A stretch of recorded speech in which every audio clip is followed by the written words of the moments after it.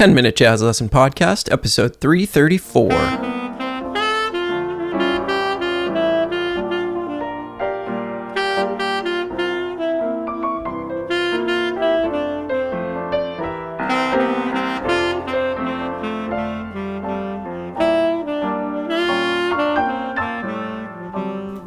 Hey everybody, welcome back to episode 334 of the 10-Minute Jazz Lesson Podcast. It is a new month, so you know what that means, a new series. And this month we're going to look at the music of the great tenor saxophonist and jazz architect Lester Young. I'm really excited about this. Lester is one of my favorite players, and I think we have a lot to learn from him in the way that he approached music before the bebop era. And I think that's really important for us all to study, to go back that far and think about some of these things that actually influenced all of our favorite bebop and modern players that maybe we don't look at as much.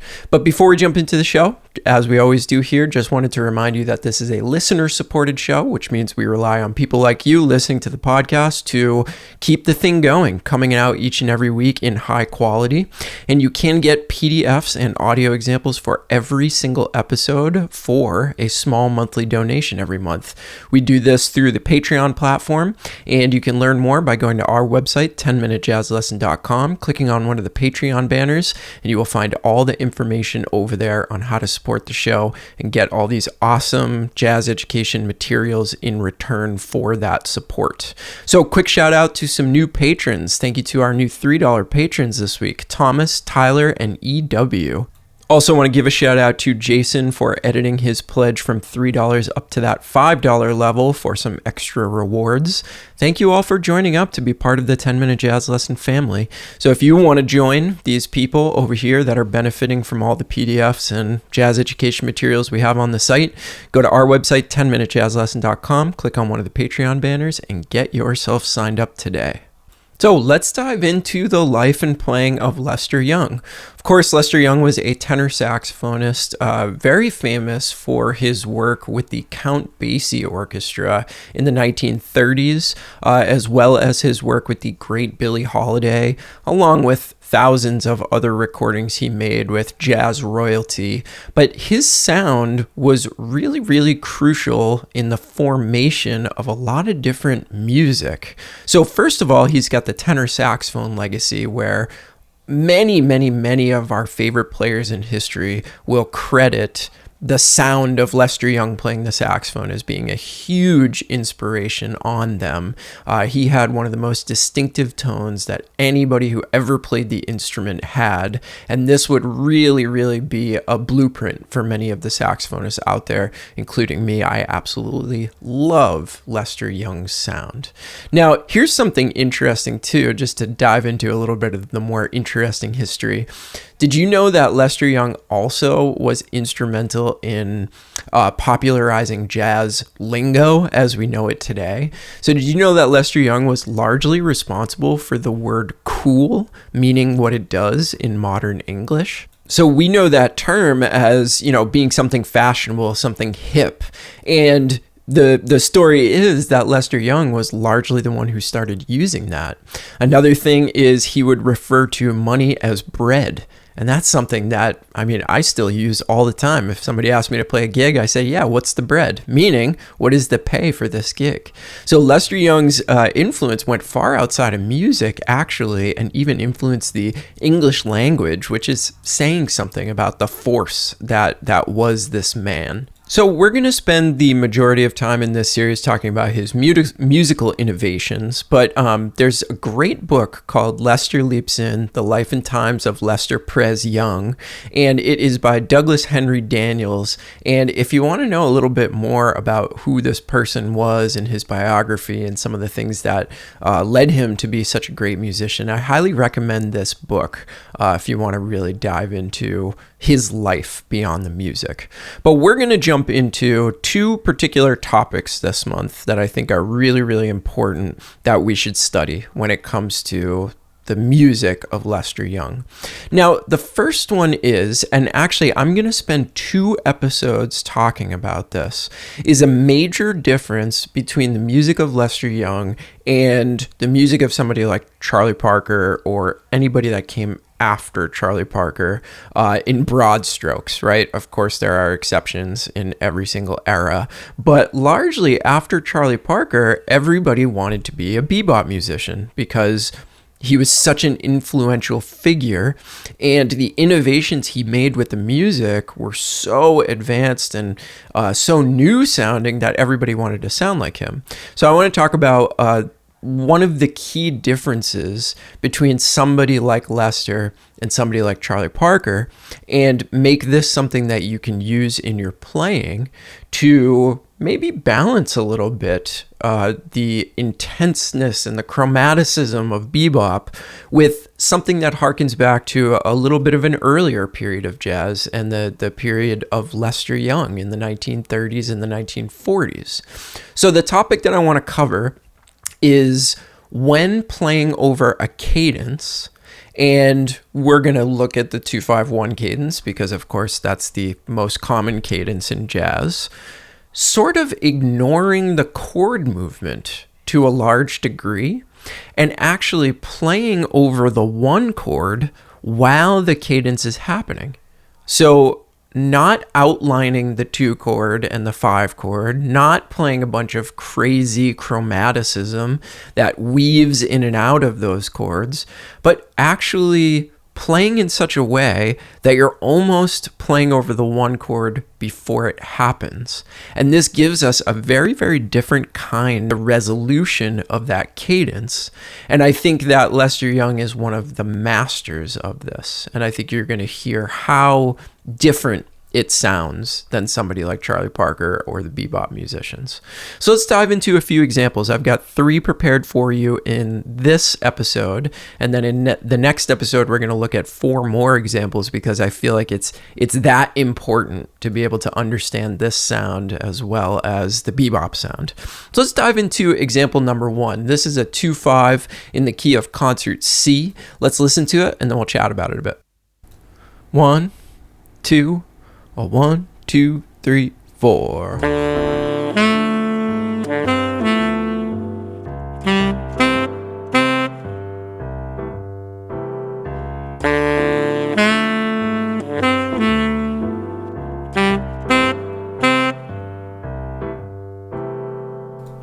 So I just love the pure simplicity of this 2-5-1.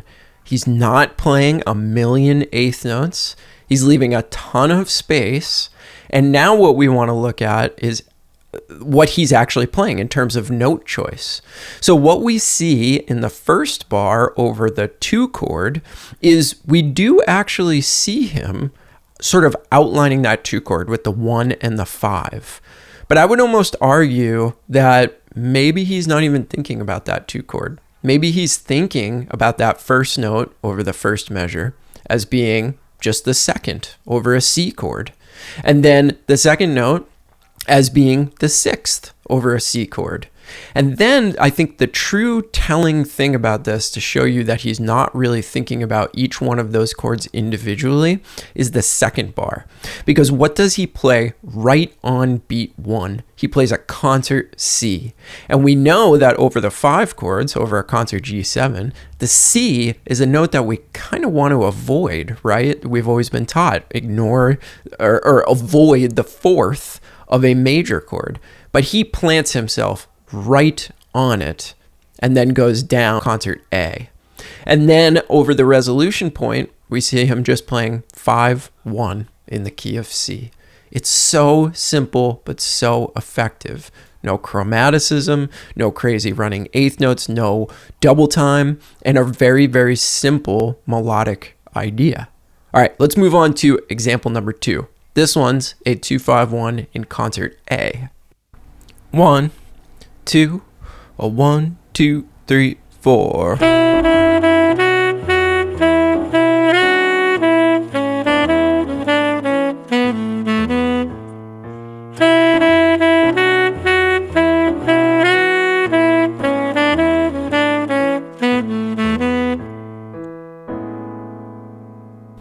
So it's kind of the same thing here, right? Notice that none of the notes in this entire 2-5-1 progression that Lester is playing are non-diatonic to the key of concert A.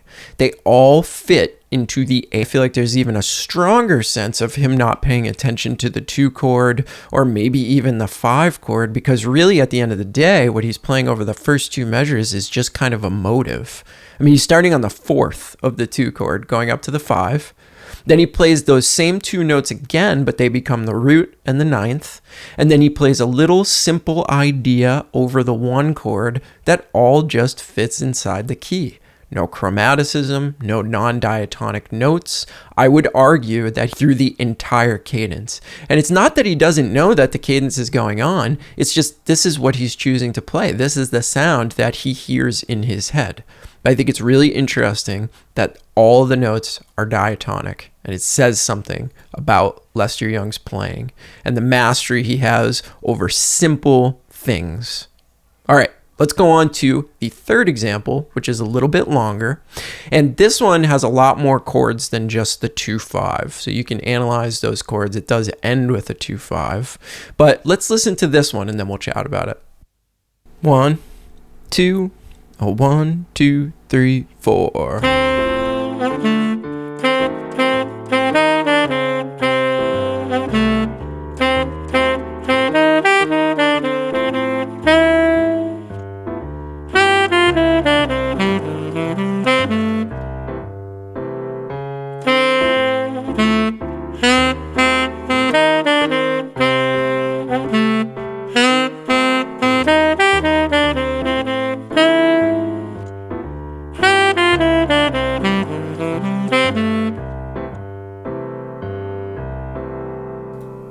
So in this one, we see a lot of chord movement happening that's clearly pushing us into that 2-5-1 in the key of concert C. At the end of this, we see it resolve to that concert C6 chord.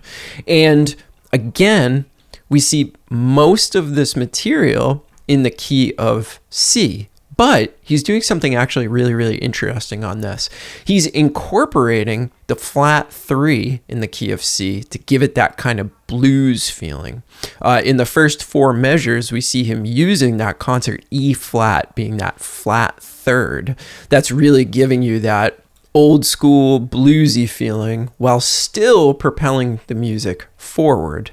And then when we finally do get to that 2-5-1, then we see him actually use the concert E natural a bunch of times. And then in the very last bar, we see him use the flat 3 and the major 3rd. So there's really some high level thinking going on here, even though the line is relatively simple in terms of its harmonic content.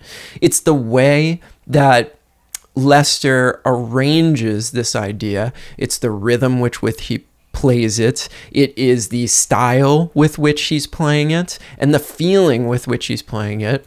You can tell that he has total harmonic mastery, but what he hears in his head are these simple harmonic ideas that are really, really effective.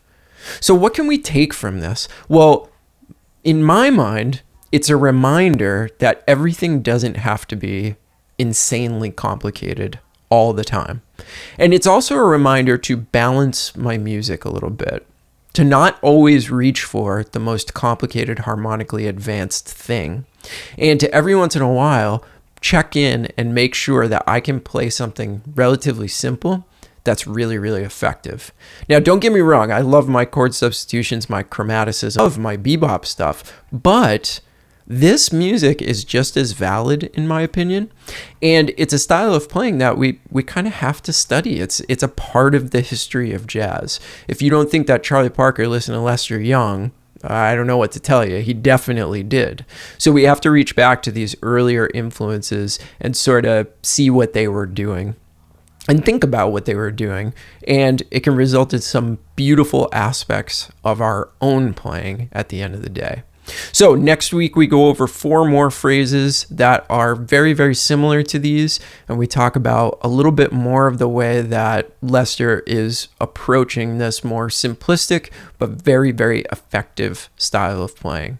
So let me know if you have any questions. Remember, go over to 10minutejazzlesson.com, sign up for our Patreon, and you will get the PDFs and audio examples from everything we've done in this episode, as well as all of the other episodes that we've ever put out. Hope you're all doing well out there, staying safe and healthy, and we'll see you next week with another episode. Bye, everyone.